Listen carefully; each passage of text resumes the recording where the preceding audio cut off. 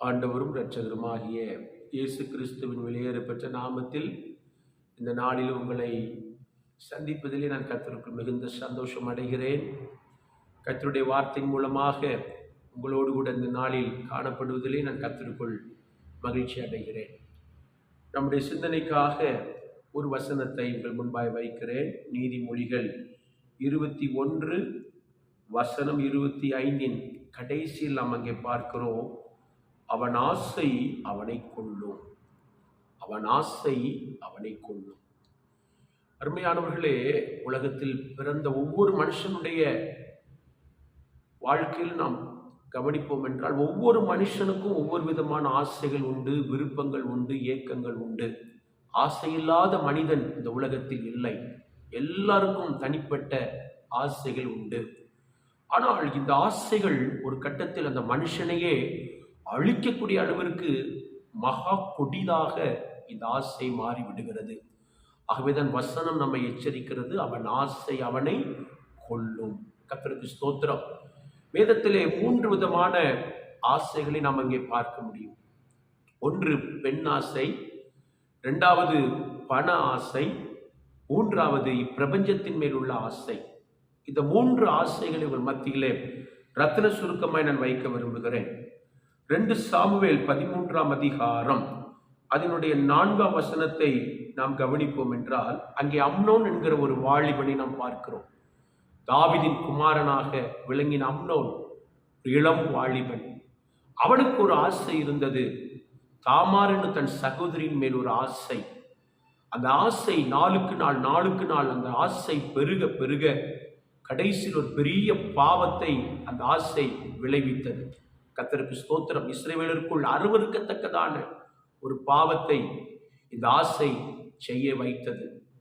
ஆக இந்த ஆசையினுடைய முடிவை நீங்க கவனித்து பார்ப்பீர்கள் என்றால் அதே 2 சாமுவேல் 13ஆம் அதிகாரத்தின் 32 பார்க்கிறோம், அம்னோன் செத்து போனான், அம்னோன் மாத்திரம் கொல்லப்பட்டான் என்று நாம் அங்கே பார்க்க முடியும்.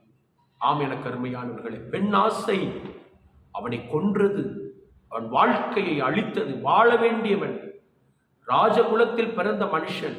முடிவை நீங்கள் கவனிப்பீர்களானால் அவன் ஆசை முடிவில் அவனை கொன்றது. கர்த்தருக்கு ஸ்தோத்திரம். 2வதாக வேதம் நமக்கு சொல்லுகிறது, கர்த்தருடைய பரிசுத்தமான நாமத்துக்கு மகிமை உண்டாவதாக. என கருமையான கர்த்தருடைய பிள்ளைகளே, கர்த்தருக்கு ஸ்தோத்திரம்.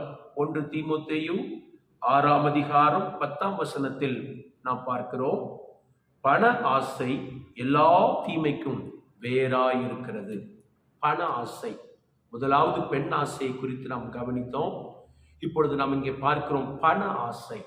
எனக்கு அருமையானவர்களே, இந்த பண ஆசை முடிவிலே மனுஷனை அழிக்கும் என்பது 100க்கு 100 சாத்தியமானது ஒரு காரியம். கர்த்தருக்கு ஸ்தோத்திரம்.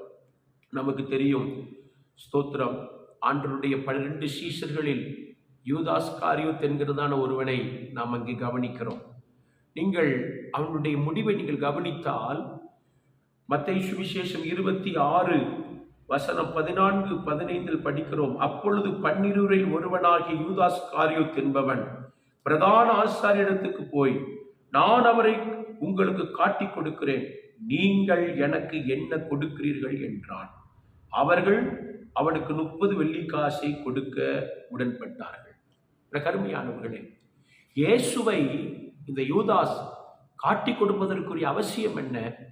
அவரை காட்டிக் கொடுத்தால் எனக்கு பணம் கிடைக்கும், அவரை நான் காட்டிக் கொடுத்தால் அது நிமித்தம் என் கையில் அதற்குரிய சன்மானம் கிடைக்கும்.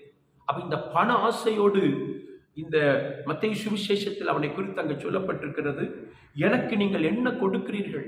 நான் இயேசுவை காட்டிக் கொடுக்கிறேன். கவனிங்க, இயேசுவை காட்டிக் கொடுக்க துணியும்படிக்கு அவனை தூண்டிவிட்டது எது? பண ஆசை. கடைசியில் நாம் படிக்கிறோம், அந்த பண ஆசையினால் அவன் வாழவில்லை, அவன் நாண்டு கொண்டு செத்தான் என்று நாம் பார்க்கிறோம். எனக்கு அருமையான கர்த்தருடைய பிள்ளைகளே, பண ஆசை மனுஷனை கொல்லக்கூடியது. அநியாயமான சம்பாத்தியம் செய்து வாழ்க்கையை பாழாக்கத்தக்க வண்ணமாக, சீர்கெட்டு போகத்தக்க வண்ணமாக ஒரு மனுஷனை அழிக்க வல்லது பண ஆசை. கடைசியாக இப்பிரபஞ்சத்தின் மேலுள்ள ஒரு ஆசை. கர்த்தருடைய பரிசுத்த நாமத்துக்கு மகிமை உண்டாவதாக. ஸ்தோத்திரம். 2 தீமோத்தேயு 4ஆம் அதிகாரம் 10ஆம் வசனத்தில் நாம் அங்கே பார்க்கிறோம். ஏனென்றால் தேமா இப்பிரபஞ்சத்தின் மேல் ஆசை வைத்து என்னை விட்டு பிரிந்து என்று அங்கே அப்போஸ்தலனாகிய பவுல் சொல்லுகிறார். தேமா இப்பிரபஞ்சத்தின் மேல் ஆசை வைத்து பிரிந்து போனார். எனக்கு அருமையானவர்களே, இந்த தேமா கர்த்தருடைய சுவிசேஷத்தின் நிமித்தம் கர்த்தருடைய மகிமையான ஊழியத்துக்கு என்று பிரித்தெடுக்கப்பட்ட ஒரு பாத்திரம். அப்போஸ்தலனாகிய பவுலோடு கூட சேர்ந்து கர்த்தருடைய சேவையை செய்த ஒரு தேவ மனுஷன்.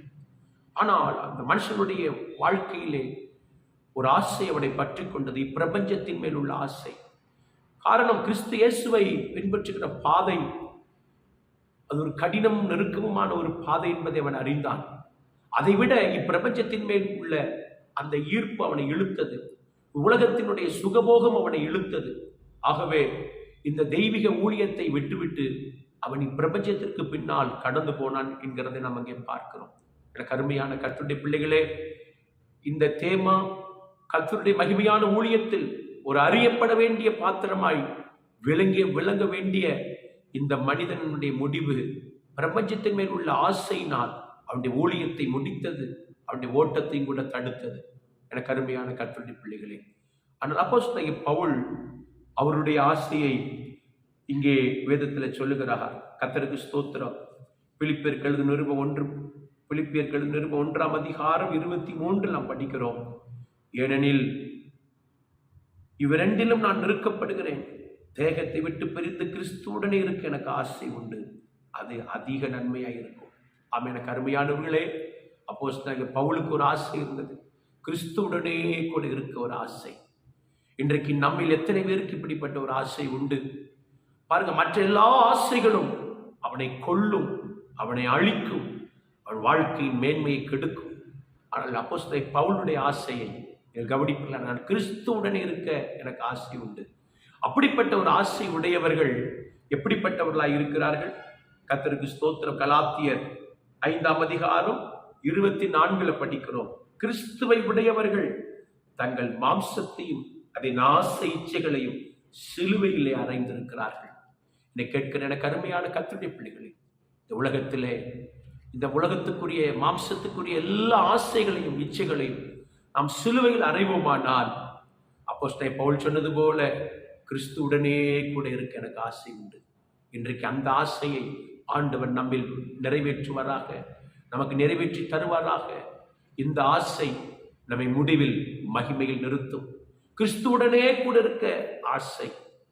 அப்படிப்பட்ட ஆசை உடையவர்கள் மாம்சத்தையும் இச்சையும் சிலுவையில் அறைந்து இந்த உலகத்தில் ஒரு ஜெயம் கொண்ட ஜீவியத்தை செய்து மகிமையான வாழ்க்கை வாழ்ந்து முடிவிலே நித்திய ஜீவனில் இயேசுவோடு நித்தியமாய் யுகாயுகமாய் ஜீவிக்கிறார்கள்.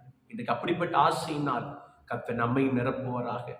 இந்த உலகத்துக்குரிய ஆசைகளை சிலுவையில் அறைவோம். மகிமையான நித்திய ஜீவனுக்குரிய மேலான ஆசையை பற்றிக் கொள்வோம். கர்த்தர் நம்மை ஆசீர்வதிப்பாராக. ஆமென்.